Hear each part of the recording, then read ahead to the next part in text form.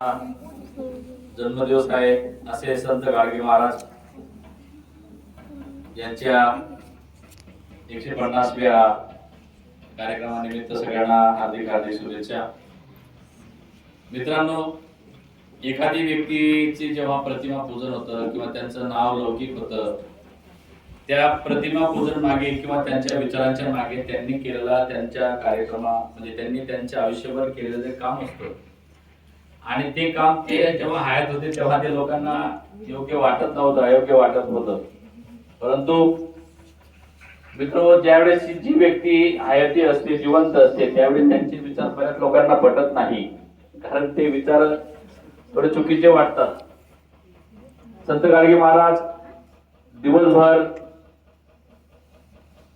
आपल्या परिसरामध्ये, आपल्या गावामध्ये, देशामध्ये, राज्यामध्ये स्वच्छता करायची आणि स्वच्छता केल्यानंतर संध्याकाळच्या वेळी एखाद्या ठिकाणी धर्मशाळा असेल, एखादं मंदिर असेल, एखादी पडकी जागा असेल, अशा ठिकाणी तुमच्या माझ्यासारख्यांना गोळा करायचे आणि त्या ठिकाणी प्रश्न विचारायचे की तुम्ही देव पाहिला का? आपण सगळी माणसं म्हणतात की देव तर काही कोणी पाहिला नाही, देव कोणाला बघायला मिळत नाही आणि देव जर बघायला मिळाला असता तर तो माणूस या पृथ्वीवरती पायी चालला नसता, म्हणून आपल्याला देव बघायला मिळत नाही। तर त्यावेळेस त्यांनी सांगितलं की तुम्हाला माणसामध्ये देव पाहायचा असेल, प्राण्यांमध्ये देव पाहायचा असेल किंवा तुम्हाला एखाद्या वस्तूमध्ये देव पाहायचा असेल तर त्यावेळेस कृतीयुक्त कार्यक्रम करावा लागेल। आता महाराष्ट्र राज्य शासनाने त्यांच्या नावाने स्वच्छ संत गाडगे महाराज स्वच्छता अभियान सुरू केलं आणि ते गाडगे बाबा अभियान सुरू केल्यानंतर त्या ठिकाणी एखाद्या स्वायत्त संस्था असतील, जिल्हा परिषद असेल, पंचायत समिती असेल, ग्रामपंचायत असेल, माध्यमिक, प्राथमिक, उच्च माध्यमिक, सिनियर कॉलेजेस असतील, ते त्याच्यामध्ये सहभागी होतात आणि ते अभियान आज जोरात राबवलं जात आहे। पण त्यावेळेस लोकांनी गाडगे महाराजांना असं कोणी म्हटलं नाही की संत गाडगे बाबा आले, चला यांना जेवायला बोलू कोणीतरी। अगदी उरलेली सुरलेली गोष्टी खराट खाणारा माणूस आणि गाव साफ करणारा माणूस आणि संध्याकाळच्या वेळेस जे लोकांना सांगितलं की बाबांनो या रे, बाबांनो या रे, मी काय सांगतो ऐका रे, त्याला लोक ऐकत नव्हते। म्हणजे अशा प्रकारे अशा व्यक्तीने त्यावेळेस समाजाची आणि मानवी मनाची भरपूर स्वच्छता केली, पण मानवी मनाचं काही मन स्वच्छ झालं नाही आणि समाज गाव स्वच्छ करण्याचं काम त्यांनी भरपूर केलं। त्यावेळेस मात्र लोक सुधारले नाहीत, लोकांनी त्यांचा अंधश्रद्धेवर विश्वास नव्हता, खरी गोष्ट आहे। आजही आपण अंधश्रद्धेला बळी पडतो आणि अंधश्रद्धेला बळी पडल्यामुळे बऱ्याच चुकीच्या घटना घडतात। आजही आदिवासी पाडापट्ट्यामध्ये मला वाटतं काही लेकरांना त्या ठिकाणी देवीवरती सोडलं जात होतं, काही मुलींना सोडलं जात होतं, काही मुलांना सोडलं जात होतं, ती अंधश्रद्धा होती। ती अंधश्रद्धा बाबासाहेब गाडगे महाराजांनी भरपूर लोकांना समजून सांगितली, ते लोक समजले नाही आणि गाडगे महाराजांनी सांगितल्यानंतर माणसं समजले नाही, म्हणून मानवी समाज बऱ्याच ठिकाणी सुधारला नाही।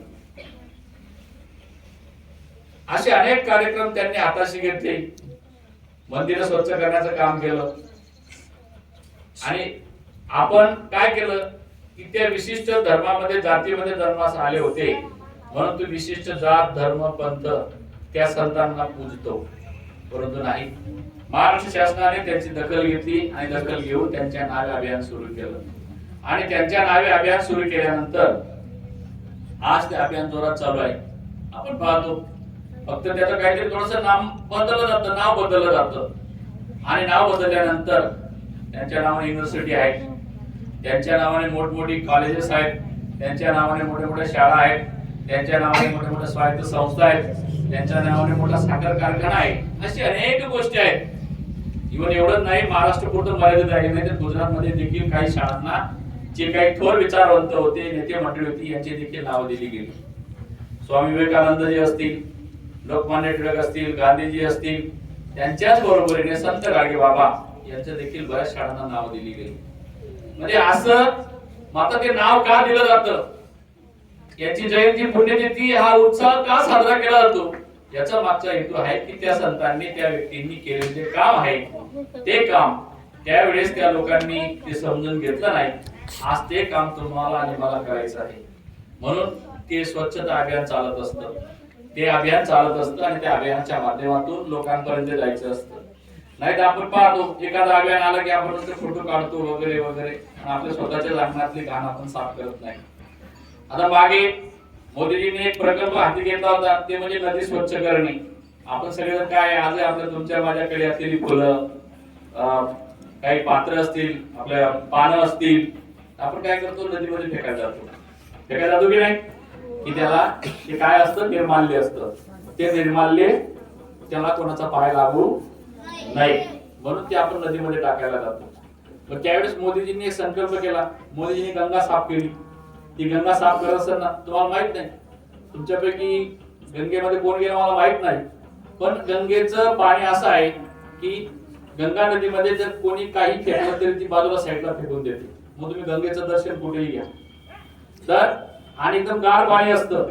मग त्यावेळेस मोदीजींनी सर्व जे गंगेमध्ये जी असणारी जी घाण वगैरे जी आहे ती साफ करायचं ठरवलं. आणि हे जे निर्माल्य आहे, आपण जे आपल्याकडे फुलं, पानं, अगरबत्तीचे तुकडे असतात, अगरबत्तीची राख असते, धूपबत्तीची राख असते, त्याच्यासाठी प्रत्येक शहरामध्ये एक निर्माल्य वाहन निर्माण केलं.